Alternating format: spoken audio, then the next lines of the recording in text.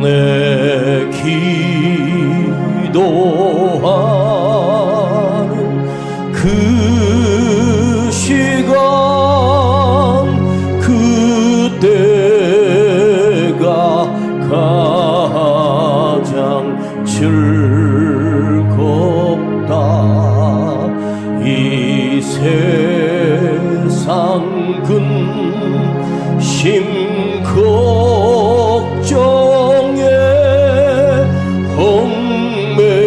얽매인 나를 부르사 내 진정 소원 주 앞에 난 낯이 바로 아래요. 큰 불행 당해 슬플 때 나 위로받게 하시네. 내 기도하는 그 시간 내게는 가장 귀하다. 저 광야 같은 세상을 끝없이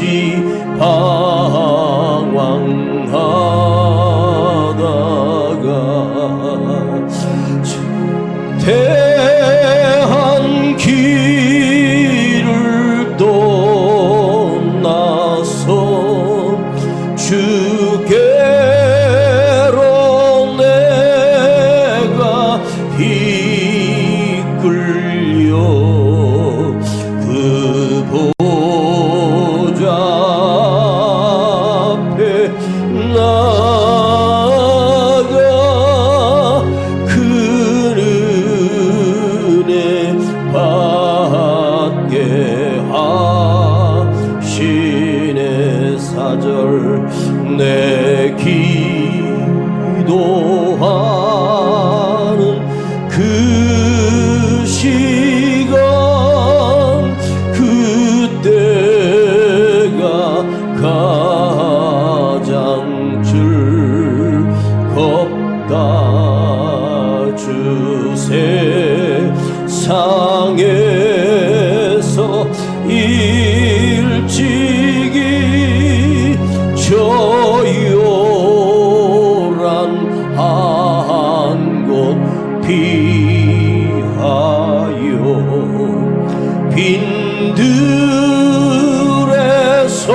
빈들에서나 산에서 온 밤을 세워 지내사 주 예수 친히 기도로 큰 본을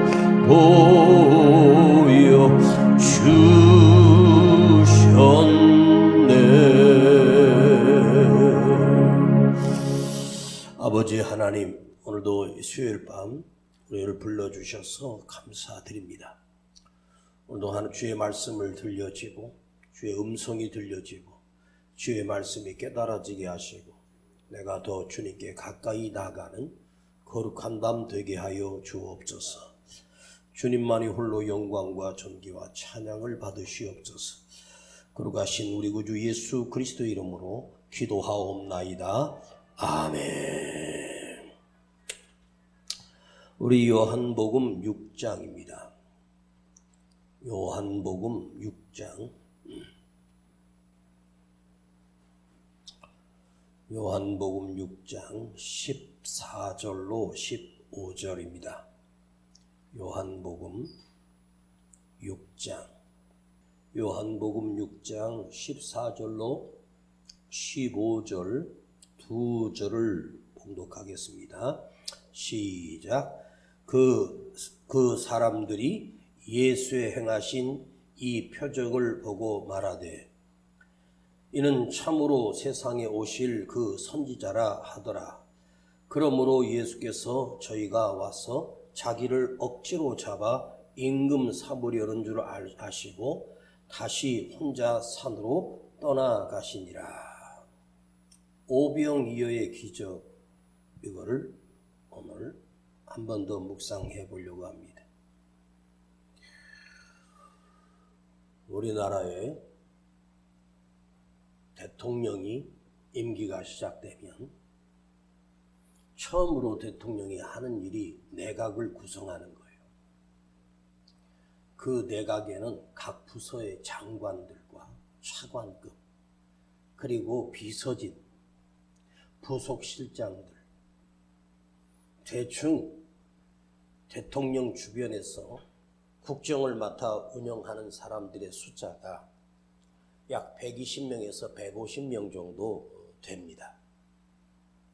새로운 정부가 들어와서 대통령이 바뀌게 되면 대통령이 그쪽의 전문가라든가 거기에 어떤 능력을 가지고 있는 사람을 앉히기보다는 자기 측근의 사람들을 거기다가 세우고 앉히죠.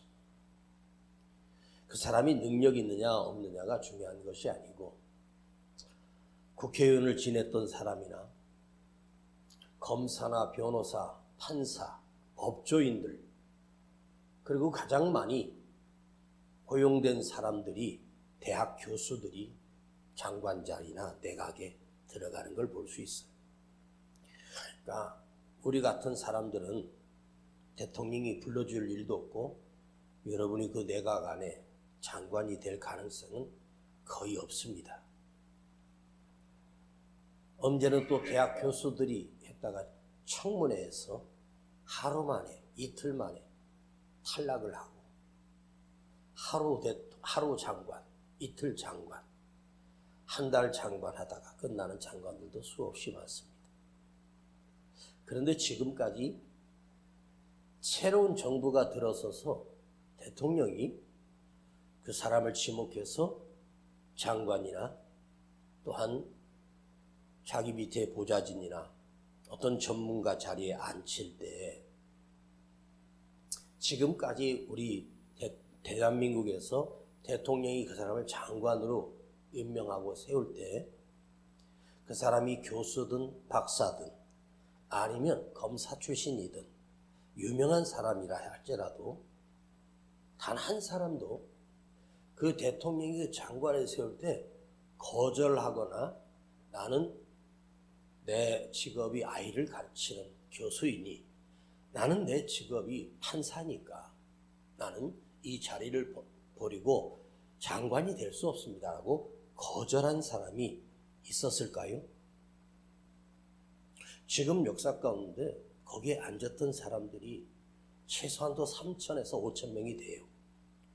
그런데 안타깝게도 그 장관 자리나 총리 자리나 어마어마한 정권을 가진 그 자리에 스스로 나는 가지도 않을 것이며 나는 거기에 적합하지도 않다고 거절한 사람이 단 한 사람도 없다는 거예요.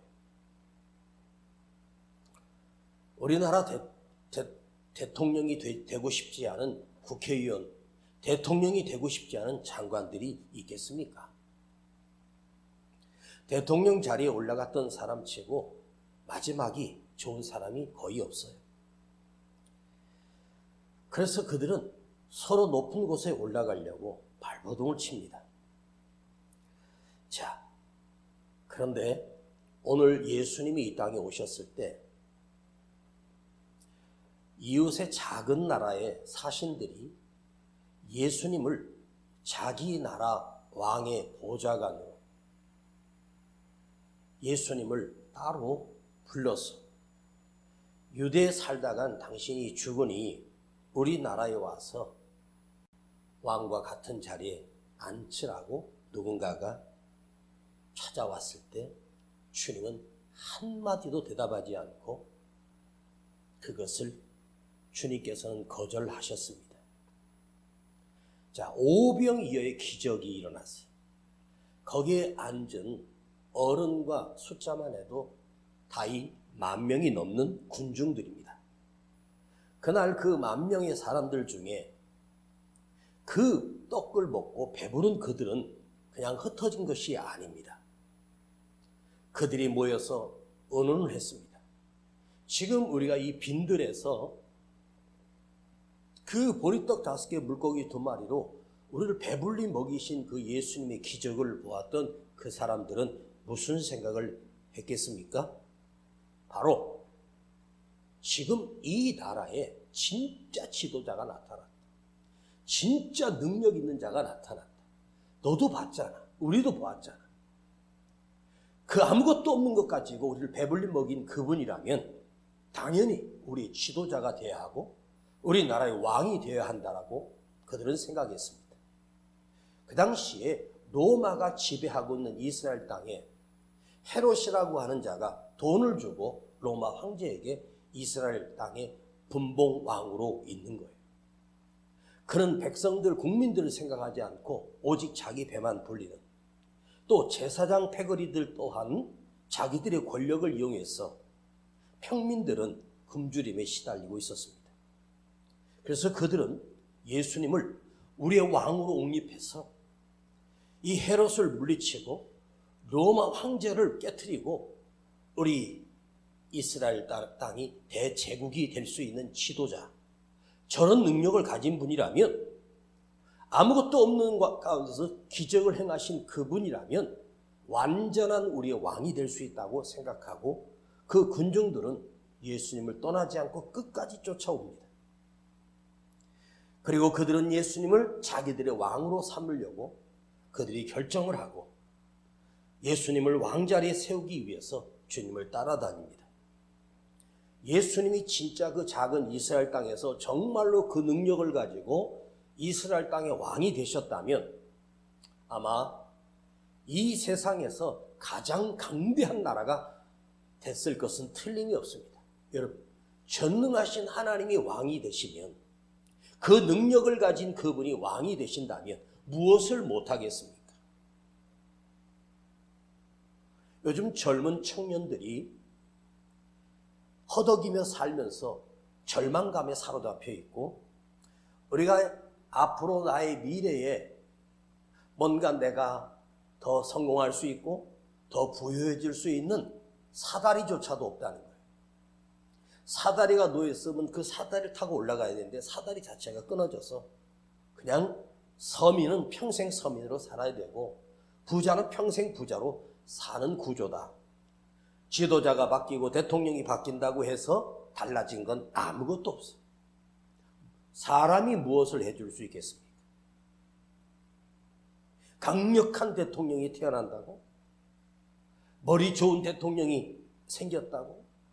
정치 경험이 많은 대통령도 세워봤고, 아주 많이 학식을 가진 대통령도 세워봤고, 정치 경험이나 모든 학식에 능한 자도 우리나라 대통령들을 다 지냈지만 사실은 그들은 모두가 다 무능한 자들이었습니다.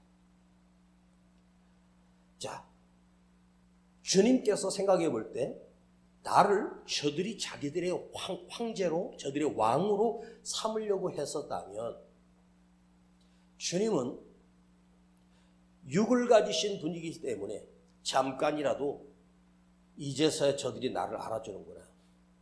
그래 내가 왕 자리에 올라가서 저들을 구원하고 온 세계를 구원해내겠다. 계획을 바꾸실 수도 있었을 거예요. 그러나 주님은 그것을 거절하시고 그들을 피해서 산으로 홀로 올라가셨습니다. 단호하게 거절하셨습니다.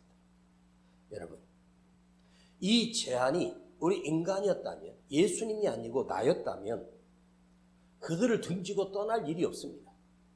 그들의 자리에 올라가 왕자리에 오르면 예수님 무엇이든지 해낼 수 있었어요. 십자가에 죽으실 필요도 없었을 것입니다. 그런데 주님이 그들을 피하여 그들의 왕으로 삼으려고 하는 모든 것을 완전히 거절하신 이유가 무엇이었을까 한번 생각해 보십시다. 첫 번째, 우리 주님은 이 땅에 오신 이유, 우리 주님이 이 땅에 오셔서 잠깐이지만 걸으셔야 할 그 길은 왕의 길이 아니라 그리스도의 길이었습니다. 그리스도, 구원자, 영원한 생명을 주시는 그리스도입니다. 메시아라는 말입니다. 왕과 메시아는 격 자체가 달라요. 메시아는 아무나 될 수가 없어요. 메시아는 구원하는 자예요. 메시아는 하나님만 이룰 수 있는 거예요. 사람은 구원할 수가 없어요. 주님은 이스라엘의 다윗의 혈통으로 태어나신 분입니다. 그러니까 이스라엘을 가장 강대하게 만들었던 왕이 바로 다윗입니다. 그런데 주님이 피하신 이유는 사실은요, 그들이 왕으로 세우지 않아도 사실 이미 예수님은 왕이셨습니다. 그들이 인정했다고 왕이 아니라 우리 주님은 이 세상의 왕이 아니라 만왕의 왕이십니다. 온 세상에 영원하신 왕이십니다. 이스라엘만 위하여 오신 왕이 아닙니다. 온 우주 만물을 살리기 위하여, 온 세상을 살리기 위하여 당시에 존재했던 예수님 시대 사람만이 아니라 2000년 뒤인 더 후에 그리스도인들을 구원하시기 위한 구원의 왕으로 오셨기 때문에 단호하게 왕의 자리를 거절하신 것입니다. 우리는 뭐를 알아야 되느냐? 내가 가야 할 길이 있고 갈 수 없는 길이 있습니다. 내가 그릇도 안 되면서 그걸 해달라고 했을 때 그걸 덜컥 잡는 순간 인생은 망합니다. 우리 또한 내가 가야 할 길이 있어요. 내가 걸어야 할 길이 있어요. 내가 있어야 할 곳이 있단 말이에요. 자리가 인간을 망칩니다. 내가 앉을 수 없는 자리에 앉는 순간 인간은 망가지기 시작합니다. 만일 저를 목회를 하지 말고 대기업에서 회장으로 저를 청빙한다면 제가 그 자리에 어울리겠습니까? 할 수도 없고 할 능력도 없고 맞지도 않습니다. 다윗은 사울왕의 갑옷을 입으라고 하니까 입었지만 크기도 크고 내 몸에 맞지도 않아요. 그거 무거워가지고 걷지도 못합니다. 다윗은 사울왕의 갑옷을 거절하고 사울이 준 칼도 거절했습니다. 목동의 옷을 입고 그가 잘 아는 물맷돌 가지고 골리앗 앞에 나가 승리했습니다. 내가 할 수 있는 것이 있고 내가 있어야 할 자리가 있다는 거예요. 여러분의 자리는 주님께 영광을 돌리는 진정한 그리스도인의 자리가 되기를 간절히 축복합니다. 한 시대의 왕들이, 자, 온 세상의 각 나라마다 얼마나 많은 왕들이 존재했습니까? 이스라엘 땅에도 수많은 왕들이 존재했지만 사실은 이스라엘 그 손바닥만한 땅에 왕들 치고 병들거나 주님을 떠나거나 하나님께 버림받은 왕들이 훨씬 더 많습니다. 예수님은 영원하신 왕이십니다. 온 인류를 구원하시는 주님으로 오셨습니다. 지금도 예수님을 왕으로 옹립하려고 군정들이 예수님을 끝까지 쫓아다닙니다. 그런데 그들은 사실은 결국 자기들의 문제를 해결해주고 우리의 가난을 해결해주고 우리의 없는 것을 부여하게 해주는 능력 있는 왕을 찾았습니다. 그런데 여기 오늘 성경 본문의 15절을 한번 읽어보시겠습니다. 자, 여기 한 절에서 14절에는 그 사람들이 예수의 행하신 이적을 표적을 보고 말하되 이는 참으로 세상에 오실 그 선지자라 하더이라. 그러므로 예수께서 저희가 와서 자기를 억지로 잡아 임금 삼으려는 줄 아시고 다시 혼자 산으로 떠나가시니라. 이 한 절을 생각해 보자. 자, 그들은 예수님을 억지로 잡으려고, 주님은 원하지도 않았습니다. 억지로라는 단어가 나와요. 헬라어는 헤르파조라고 하는 단어입니다. 움켜쥔다, 잡아챈다, 끌어낸다입니다. 하르파조라고 하는 말은요, 내가 원하는 대로, 내가 원하면 잡고 필요 없으면 던져버리고, 내가 잡아채서 이리저리 흔들 수 있고, 말 안 들으면 끌어내리고, 그게 바로 억지로입니다. 내가 원하는 왕으로, 우리가 필요한 왕으로, 나의 원함을 채워주는 왕으로 예수님을 왕 삼으려고 하는 거예요. 여러분, 사실은 지금 우리의 왕은 예수님이십니다. 우리의 왕은 하나님이십니다. 그런데 예수를 나의 왕으로 구주로 믿는 우리 사람들 사이에도 두 종류의 사람이 있습니다. 내가 원하는 예수님이 있고 주님이 원하는 내가 있습니다. 주님이 원하는 내가 있는가? 내가 원하는 주님인가입니다. 그들은 예수님을 왕 삼으려고 하는 것은 내가 원하는 예수예요. 내가 원하는 예수를 원하는 목적이, 우리가 믿는 이 진리가 목적이고 진리가 우리의 목표이고 우리의 목표가 천국이어야 되는데 우리는 이 진리를 수단으로 사용합니다. 방법으로 사용하려고 합니다. 하나님의 말씀의 진리를 나의 목적 삼고 나의 표적으로 삼고 나의 목표물로 삼고 살아가는 것이 그리스도인인데, 근데 많은 성도들이, 예수를 믿는 사람들이 이 말씀을 자기 수단으로 활용하려고 합니다. 진리의 열매는 거룩함이요, 믿음이요, 죄사함이고 구원받는 것이 바로 진리의 열매입니다. 그런데 주님은 어떤 자와 함께 하십니까? 나의 원하는 주님이 아니라 주님이 원하시는 내가 될 때, 예수님이 마지막 만찬에 제자들과 함께 있으며 내가 곧 잡혀 죽으리라고 말씀하니까 그 앞에 있는 베드로가 주님을 막으며 뭐라고 했는지 아십니까? 안 됩니다. 죽어도 안 됩니다. 내가 주님과 함께 죽을 것이고 주님을 내가 지켜낼 것이고 주님이 죽으면 내가 죽는 자리까지 가겠다고 호언장담했던 베드로가 어떻게 되었습니까? 주님이 그 베드로에게 뭐라고 했습니까? 이 사단아, 내 뒤로 물러가라. 주님 앞에 베드로가 선생님, 내가 선생님께 내 목숨을 드리겠습니다. 절대로 십자가에서 죽을 수 없습니다. 왜 예수님이 죽어? 내가 대신 죽을지언정. 주님은 베드로야, 네가 진짜 나의 제자구나 이러지 않았습니다. 이 사단이라고 말했습니다. 너는 나를 넘어지게 하는 자라고 말했습니다. 주님이 원하시는 건 뭐예요? 우리가 원하는 건 뭐예요? 내가 주님의 사람, 믿음의 사람, 주님이 원하는 사람이 되는 것이 될 때 진정한 믿음이라는 거예요. 그런데 오늘 이 말씀에서 주님이 어디로 피하셨는가를 한번 보십시다. 다시 한번 성경을 보세요. 억지로 잡아 임금 삼으려는 줄 아시고 다시 혼자 산으로 떠나가시니라. 다시 혼자 산으로. 주님은 어디로 가셨습니까? 산으로 가셨습니다. 왜 하필이면 주님은 산으로 가셨을까? 마태복음에도 이와 똑같은 말씀이 나옵니다. 마태복음 14장에 보면 기도하기 위하여 산에 가셨다고 말하고 있습니다.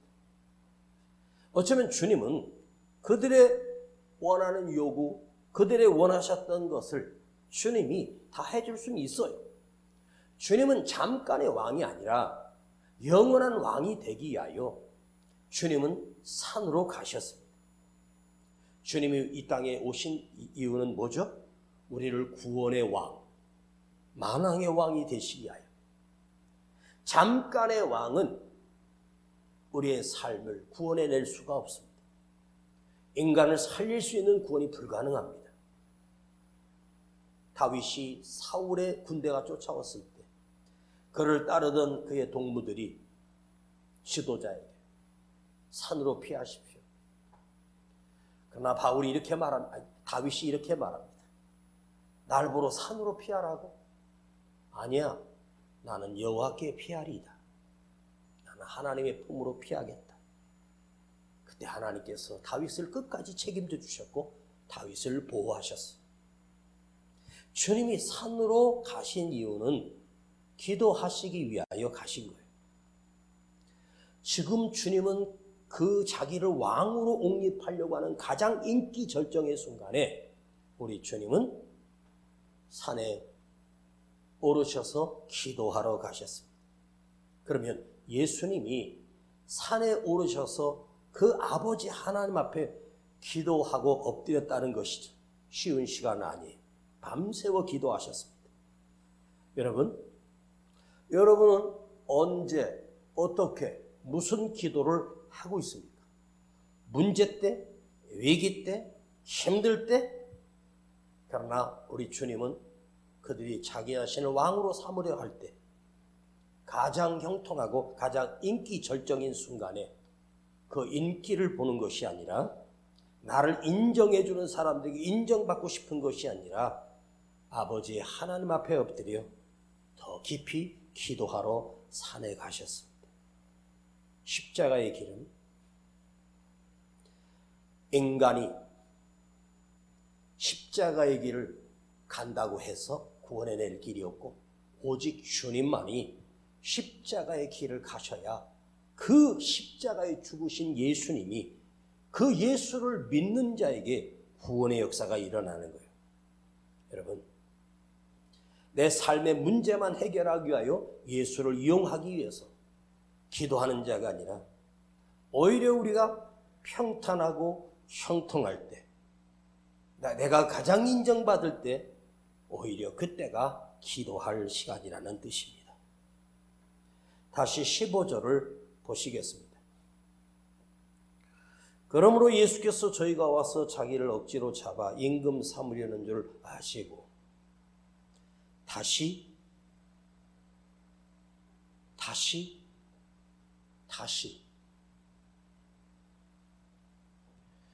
옛날에 조미료 중에 미원이라고 나왔어요. 미원이라고 하는 게 나왔는데 온 국민들이 음식에다 미원을 타니까 맛있어지는 거예요.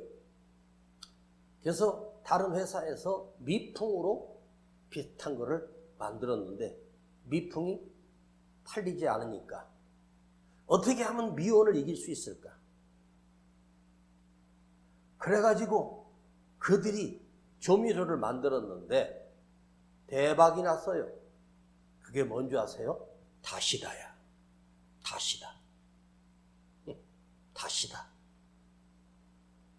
이름을 잘 붙였어. 다시다. 미풍이 안 되니까 다시다. 그게 사람들 속에 각인이 된 거예요. 다시다가 뭐야? 응? 다시. 이 다시라는 말이 뭔 뜻인지 아세요? 다시 산으로 가셨다는 말은 처음이 아니고 반복했다는 뜻이에요. 다시 기도했다는 말은 한 번 기도한 것이 아니라 계속하고 있다는 말이에요. 또 기도했다는 거예요. 다시 기도하고 다시 예배드리고 다시 은혜 받고 이번에 한번 아멘 해봐요.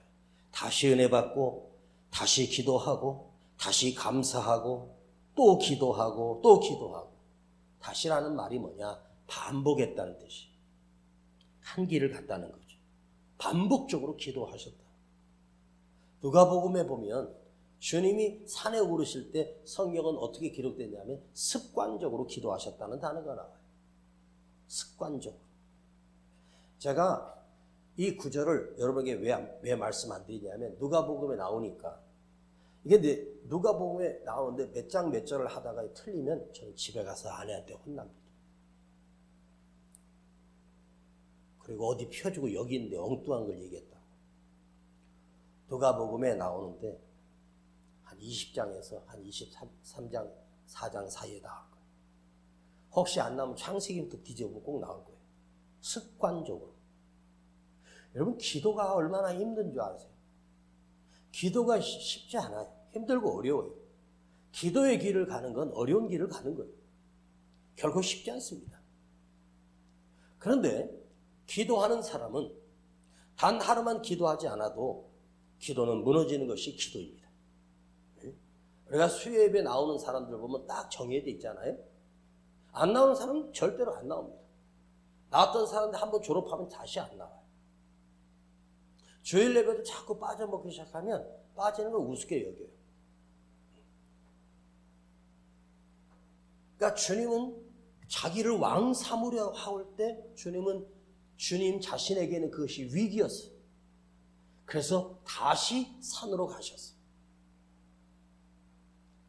그 산이 어디였느냐는 본문에 밝히지 않지만 아마 가까운 곳이었겠죠. 겟세마네 기도 땅 저기 산이었든지 무슨 산이었든지 산이 얼마나 많겠어요. 어릴 때 보면 민둥산 같은 거 많잖아요. 두 번째, 자 여기에 다시라는 단어가 있고 그 다음에 뭐라고 나와요? 다시 혼자 산으로. 다시 누굴 데리고 간 것이 아니라 혼자입니다. 왜 혼자 가셨을까? 혼자라고 하는 원어는 모조스라고 하는 헬라어입니다. 혼자라고 하는 말은 모조스가 혼자의 뜻인데 사실은 혼자라는 말은 떼어놓는다는 뜻이에요. 따로 떼어놓는다. 제자들과 떼어놓는 거예요. 홀로 사람들과 떨어져서 외로운 시간을 당시에 그 이스라엘 땅의 밤에 산은 추웠습니다. 해가 지면 굉장히 춥습니다. 거기 엎드려 기도하는 시간을 가졌다는 말이에요. 떼어놓았다는 말이 뭐냐? 주님은 자기의 기도 시간을 따로 정해놓고 그 시간에 정확하게 기도하셨다는 거예요. 따로 떼어놨다는 말은 구별했다는 뜻입니다. 다른 시간과 구별해서 기도의 시간을 가졌다. 저는 예수님이 이 땅에 오셔서 기도 안 하셔도 될 뿐입니다. 왜? 주님은 하나님이시기 때문에 기도 안 해도 됩니다. 그러나 주님은 우리에게 기도의 모습을 보여주셨고 그리고 우리는 그 모습을 보고 예수님을 닮으려면 기도해야 되는구나. 그걸 가르쳐 주셨어요. 제자들에게도 가르쳐 주셨어요. 주님은 기도 안 하셔도 능력 있는 분입니다. 그러나 오병의 애를 손에 들고 하나님 앞에 감사의 기도를 드려요. 그러니까 제자들이 그걸 보고 나중에 주님이 승천하신 이후에 그들이 예수님을 흉내내기 위해서 다락방에서 기도에 열심을 다하여 기도하다가 성령을 받습니다. 그걸 보고요.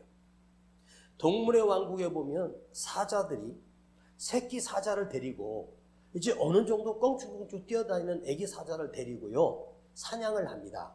그러면 애기 사자들이 엄마가 아빠가 사냥하는 걸 애기 사자가 두 눈으로 봐요. 저렇게 사냥하는구나. 그건 뭐예요? 말로 하는 게 아니라 보여주는 거예요. 작전을 세워서 하나는 저기 숨어있고 이쪽에서 공격해서 거기서 목더미를 무니까 저 큰 들소가 한 방에 가는구나.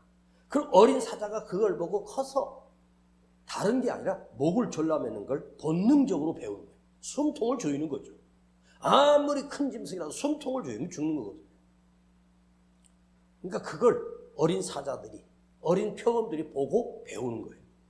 그 제자들이 주님의 홀로 산으로 가시는 모습을 보고 나중에 그들도 기도의 시간을 따로 홀로 기도하게 돼요. 우리도 주님을 닮아야 하겠습니다. 예수님을 닮기 바랍니다. 내 기도하는 그 시간, 그것은 바로 주님을 만나는 시간입니다. 주님께 드려지는 시간입니다. 나의 문제를 해결하기 위하여 드리는 기도는 그냥 하는 기도입니다. 기도는 가장 중요한 핵심은 뭐냐? 주님을 만날 수 있는 시간입니다. 주님께 드리는 기도지만 사실은 주님이 나에게 다가오셔서 나를 만나주시고 나를 만져주시는 복된 시간이 기도의 시간입니다. 주님이 산에 기도하셔서 누굴 만났습니까? 아버지 하나님을 만나게 됩니다. 오늘도 여러분 자신을 누군가가 나를 인정해주고 할 때 그걸 떠나서 임금 삼으려고 하는 것을 버리고 다시 혼자 어디로? 산으로. 산이라고 하는 것이 어떤 모양의 산일 수 있지만 거기에 오르기 위해서 나를 따로 장소를 만들어 거기서 기도하는 시간을 가졌어요. 십자가 앞에서도 따로 기도의 시간을 가지셨습니다. 주님은 어떤 시간에도 홀로 기도에 습관적으로 하나님 앞에 엎드려 기도하셨습니다. 예수님도 십자가에서 승리하시기 위하여 끝까지 기도의 무릎으로 사셨다는 말은 아버지 하나님을 만나는 그 시간이 가장 귀한 시간이었기 때문입니다. 오늘 여러분에게 한 가지 메시지를 담고 갔으면 좋겠습니다. 여러분의 기도 시간이 따로 떼어서 정해져서 기도하는 시간을 하루에 1시간이라도 하루에 10분이라도 기도할 시간을 정해서 한번 기도해 보십시오.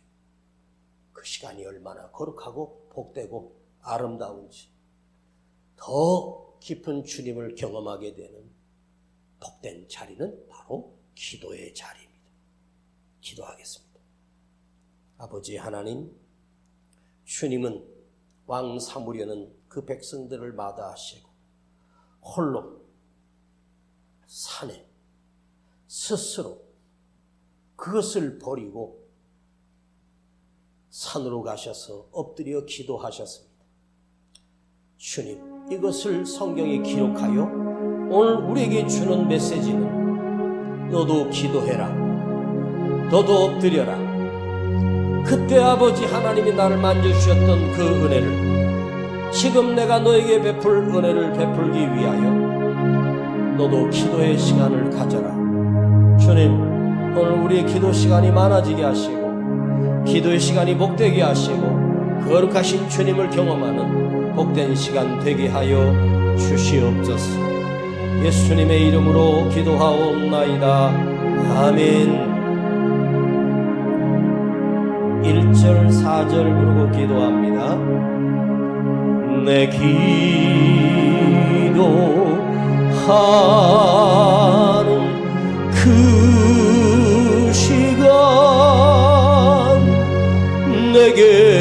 내게는 가장 귀하다.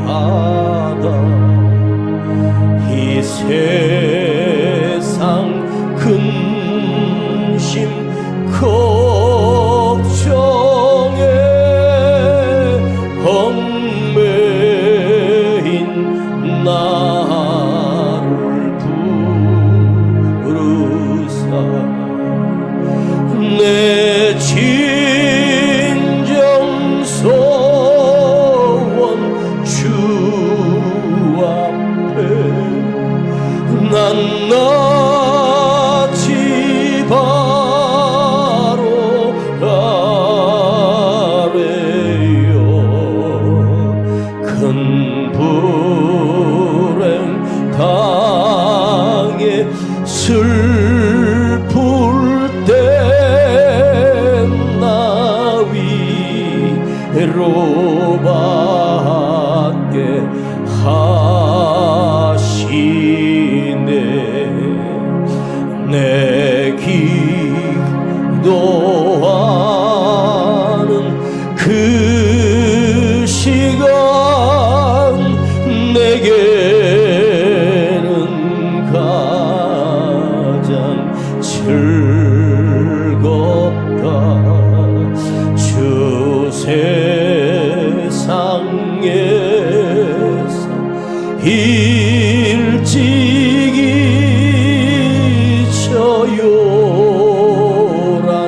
한 곳 피하여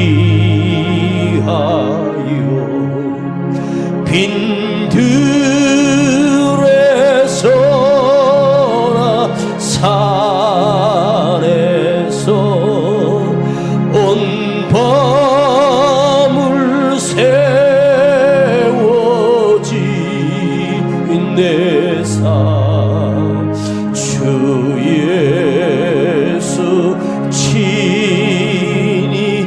기도로 근본을 보여 주 빈들에서나 산에서 빈들에서나 산에서 온 밤을 세워진 내 삶 주 예수 친히 기도로 근본을 보여주. 여러분, 우리는 이제 주님 앞에 갈 시간이 얼마 남지 않았습니다. 내 이끈 인생의 여정이 끝나가고 있습니다. 우리가 할 것이 무엇이 있겠습니까?